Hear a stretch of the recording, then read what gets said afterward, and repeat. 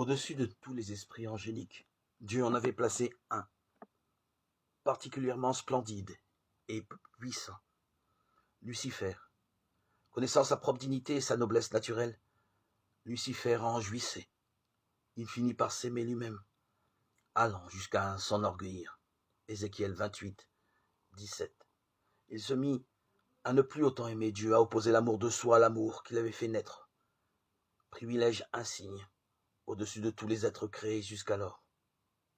L'orgueil croissant avec l'amour de soi, il crut pouvoir parvenir à la béatitude surnaturelle sans la grâce divine. À sa révolte contre Dieu fit écho celle de nombreux anges que l'amour-propre, l'autosuffisance et l'orgueil avaient aussi séduits.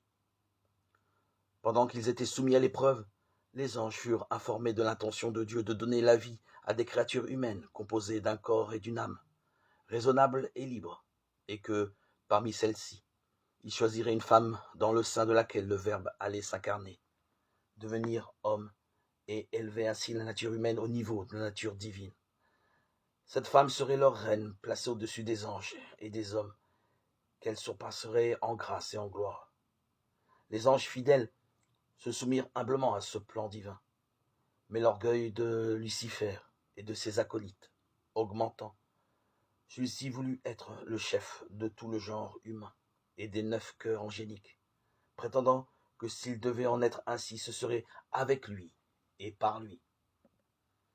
C'est alors que parut dans le ciel une femme revêtue de soleil avec la lune sous ses pieds, et sur la tête une couronne de 12 étoiles. Apocalypse 12, 1. À cette vue, les bons anges adressèrent des cantiques de louange à Dieu et se tenaient dans l'attente de ces événements. Au contraire, Lucifer et les siens conçurent une fureur implacable contre le Verbe et sa mère. Une bataille toute spirituelle s'ensuivit dans le ciel entre les bons et les mauvais anges. Apocalypse 12, 7.